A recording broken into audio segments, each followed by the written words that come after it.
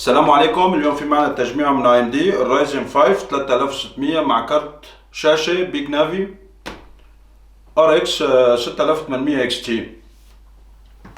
لوحة الأم ب 550H جيمنج، 500 جيجا بايت SSD و 16 جيجا بايت رام. باور سبلاي 750 مع تبريد مائي مغلق من MSI. وكل والقطع كله راح يتجمع بهذا الكيس كولر ماستر TD 500 مش. وخلينا نبدأ بالتجميع. طيب نحن ليش اخترنا الرايزن 3600 مع كارت شاشة RX 6800 XT؟ بصراحة حبينا نوفر ونركز على كارت الشاشة بهي التجميعة. هدفنا كان كارت الشاشة، بدنا كارت شاشة قوي، فالرايزن 5 3600 راح تأدي الغرض بهي التجميعة، راح تكون كافية مع شوية كسر سرعة. وحطينا تبريد مائي مغلق مشان التبريد تكون ممتاز بالتجميعة.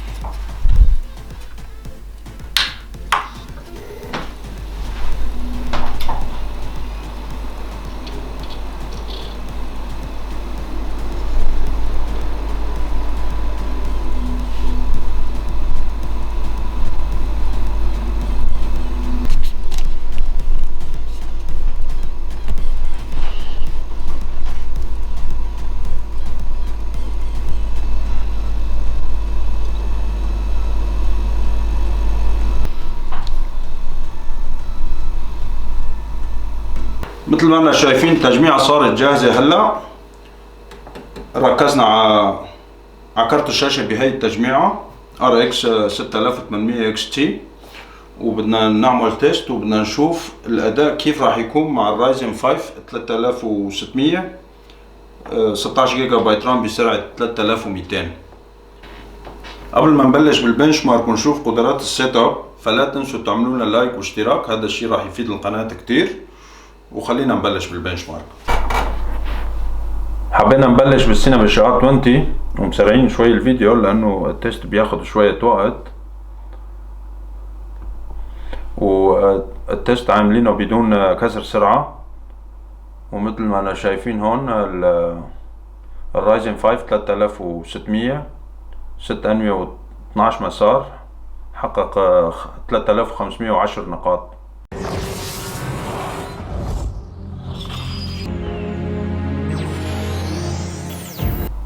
$13150 بتيست 3D مارك.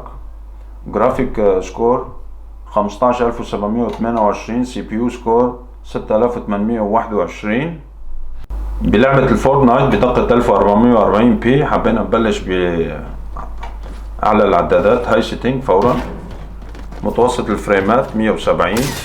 مثل ما شفنا بالبنش مارك، يعني الأداء بدون كسر سرعة كان مقبول كتير، ولكن مع شوية كسر سرعة راح يكون الأداء ممتاز جدا. فمن حيث المظهر الكيس فعلا حلو كتير. فهذا كل شيء كان بفيديو اليوم، بتمنى تنال اعجابكم. كان معكم اخوكم عثمان، والسلام عليكم، وبنشوفكم بفيديو اخر.